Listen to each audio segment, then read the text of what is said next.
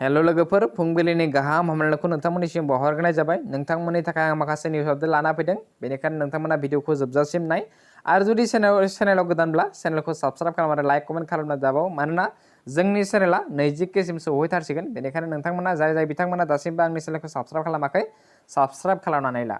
गिबियावनो दङ हेमन्त बिश्व शर्माया मैया गावनि टुइटार एकाउन्टनि गेजेरजों फोरमायदों मैयानिफ्राय गुवाहाटी महानगरनि कोविड-19 बेरामिफोरा न'आवनो थानो हासिगोन बा हम आइसोलेसनाव थानो हासिगोन होनना बुंदों।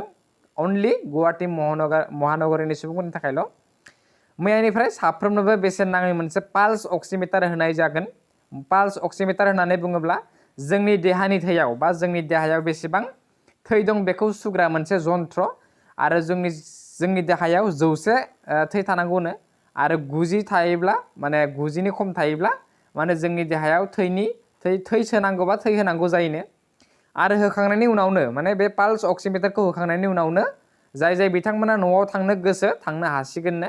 आरो हेमन्त बिश्व शर्माया मोनसे टेलिमेडिसिन सेवा जगायदों, जेराव 104आव कल खालामनानै खौरां लानो हागोन। न'आव थाग्रा सुबुंफोरा, बेरामिफोरा 104आव कल खालामनानै खौरां लानो हागोन। आरो उसुबिदा जायोब्ला माने जेब्ला माबाफोर बेराम जायोब्ला लांफैगोननो डक्टरफोरा, बेयाव फन खालामना खोन्थाब्ला 104आव। नैथियाव दङ प्राइभेट फरायसालि फरायसालिमाफोरा गोसोबादि मासुल लानो हानाय नंला। रायजो केबिनेटआ मोनसे मोजां थांखि लादों। प्राइभेट बा गावारि फरायसालि फरायसालिमाफोरा गावनि गोसोबादि मासुल लानो हानाय नंला। बे खामानिखौ मावफुंनो थाखाय मोनसे कमिटि बा आफाद दाना होनाय जादों। बे कमिटिया बिथोन बा थिरांथा लानाय जागोन प्राइभेट फरायसालि बा बेसेबां मासुल लानांगौ। माने मोनफ्रोमबो माने आलादा आलादा जागोन मोनफ्रोमबो प्राइभेट फरायसालिनि थाखाय, माने हिसाब निकास खालामगोन मोनफ्रोमबो कलेजनिखौ एक्सट्राहाय, बेबायदियै जागोन।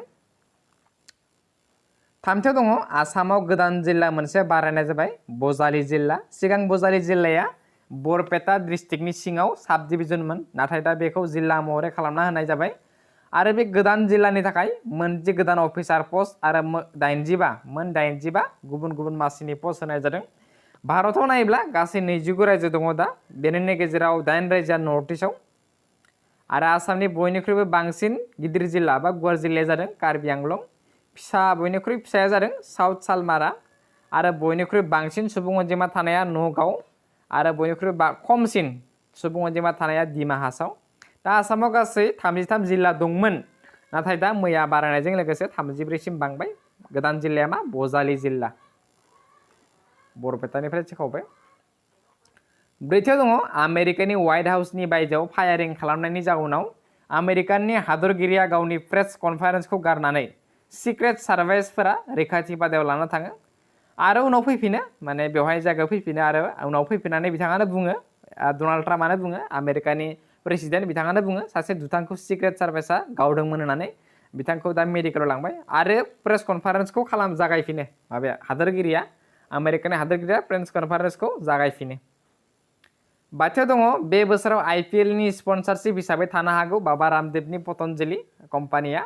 सिगां भिभ'आ आइपिएल सोलिगासिनोमोन, नोंथांमोनाथ' आइपिएल नायब्लाथाय साइडआव जेसेबां बेनार नुयो भिभ'नि नुयोमोन ना, दा नाथाय पतंजलिनि नुनो हानाय, माने पतंजलि बाबा रामदेवनि पतंजलिया एबार स्पन्सरशिप हिसाबै थानो हागौ। नाथाय दा चाइनानि कम्पानि भिभ'खौ बिसिसिआइआ, जिहेतु चाइनानि कम्पानि भिभ'खौ बिसिसिआइआ